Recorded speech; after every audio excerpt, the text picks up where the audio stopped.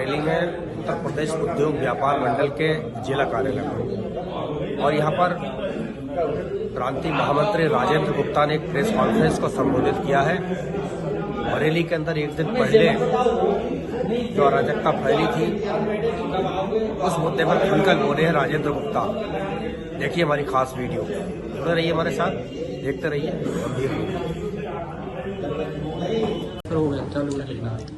उत्तर प्रदेश उद्योग व्यापार मंडल आज अपनी प्रेस वार्ता के माध्यम से ये कहना चाहता है कि कल जनाब मौलाना तौकीर साहब के द्वारा जो बरेली में प्रदर्शन किया गया, आक्रामक भीड़ को एकत्रित किया गया, इससे बरेली की शांति व्यवस्था भंग हुई।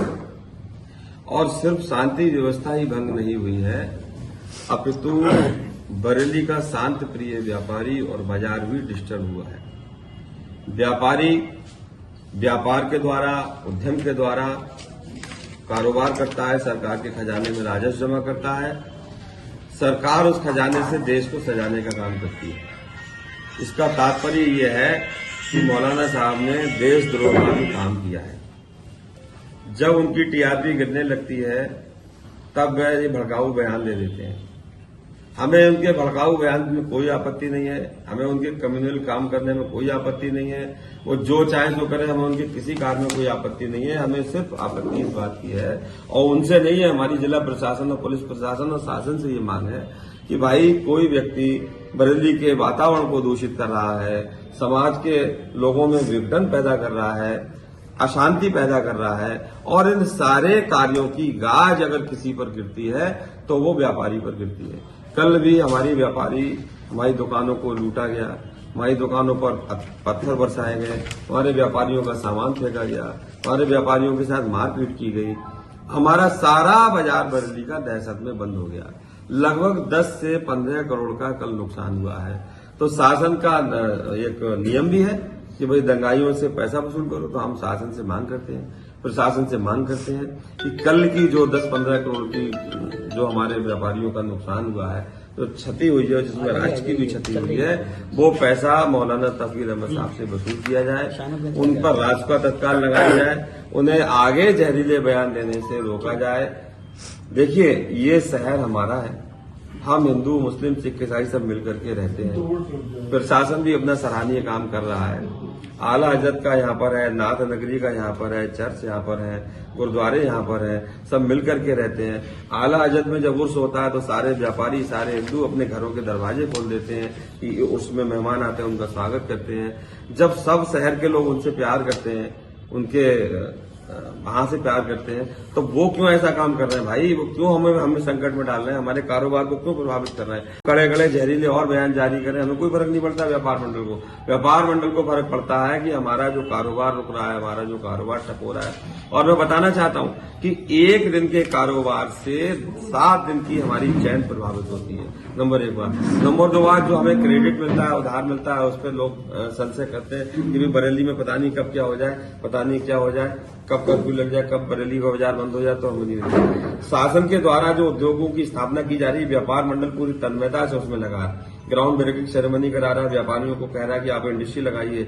उसमें लोग पीछे हटने लगते हैं, वो कहते हैं कि बरेली डिस्टर्ब है, पता नहीं क्या है, तो हम यहाँ इंडस्ट्री नहीं लगाएंगे।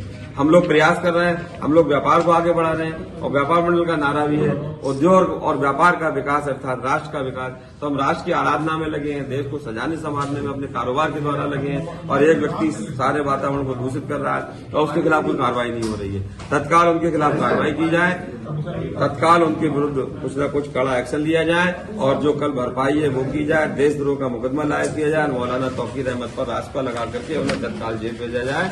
2010 में भी उन्होंने दंगे कराए थे, हमारी दुकानों को जलवाया था। 2012 में भी उन्होंने हमारी दुकानों को जलवाया था। और जब इनका मन करता है 1 महीने के बाद, 2 महीने के बाद, ये हमारी दुकानों को डिस्टर्ब करा देते हैं, हमारे बाजार को डिस्टर्ब करा देते हैं। व्यापारी बहुत परेशान आ गया है, बहुत दुखी हो गया है कि आखिर कब तक हम इस दहशत के वातावरण में रहेंगे। तो हमारी आपके माध्यम से पुरजोर शासन से अपील है कि हमसे, व्यापार मंडल से, व्यापारियों से जैसे चाहे वैसा आप सहयोग ले लीजिए, हम हर सहयोग करने को तैयार हैं। प्लीज और मौलाना तौकीर अहमद साहब से भी हाथ जोड़ के निवेदन है कि भाई आप जहरीले बयान दो, अखबार में दो, लोगों को यहाँ मत इकट्ठा करो, वातावरण को मत दूषित करो, कुछ भी करो, परंतु बरेली के बाजार को बचाओ। अब बरेली के बाजार को बचाने की जिम्मेवारी प्रशासन की है, शासन की है और व्यापार मंडल की है। इसलिए आज हम ये प्रेस वार्ता कर रहे हैं। हो गए वो सब चले जाए शांतिपूर्वक घर से, तो पहले भैया आप बुलाते क्यों? फिर वो शांतिपूर्वक ढंग से घर जाते हैं, हमारी दुकानों को तोड़ते हुए जाते हैं, लूटते हुए जाते हैं। यही शांति है क्या? यही उनका मोटो है क्या? तो व्यापार मंडल ये पुरजोर मांग करता है कि अति शीघ्र ये हमारी जो हमने अभी मांगे रखी हैं, उनके विरुद्ध देशद्रोह का मामला, उनके विरुद्ध राष्ट्रभाव में निरुद्ध करने का मामला, शांति और व्यवस्था बनाए जाने का मामला, भविष्य में कभी कोई बाजार डिस्टर्ब ना हो, इसकी लिखित में गारंटी प्रशासन ने और प्रशासन मौलाना साहब से ले, और उसके बाद जो है वो अमन चैन कायम हो, सब लोग मिलजुल करके रहे, ऐसी हमारी अपील है। हम बाजार को सजाने चले हैं, बाजार को उजाड़ने नहीं। धन्यवाद। 2010 में भी हुई थी, 2012 में भी हुई और उससे बरेली लगभग 10 वर्ष पीछे हो गया था। बहुत प्रयासों के बाद, व्यापारियों के, उद्यमियों के प्रयासों के बाद अब बरेली पुनः पटरी पे आ पाया था, लेकिन कुछ लोगों ने कल पुनः माहौल को बिगाड़कर उस बरेली को पीछे ढकेलने का काम किया है। तो व्यापार मंडल की शासन से और प्रशासन से यही मांग है कि ऐसे लोगों को चिन्हित करके, और चिन्हित क्या करना है, मौलाना तौकीर रैया ने तो खुद अपने मुंह से उस पूरे कल के जो घटनाक्रम हुआ उसकी जिम्मेदारी भी ली है, उन्होंने उसको लीड भी किया है। इसलिए सीधे सीधे उनके ऊपर रासुका लगा के और उनको देशद्रोह के मामले में निरुद्ध करना चाहिए, उनके ऊपर कड़ी कार्रवाई करनी चाहिए, ताकि बरेली के जो बाजारों में शांति व्यवस्था है वो कायम रह पाए और बरेली का व्यापारी निर्भीक होकर अपने व्यापार को कर पाए।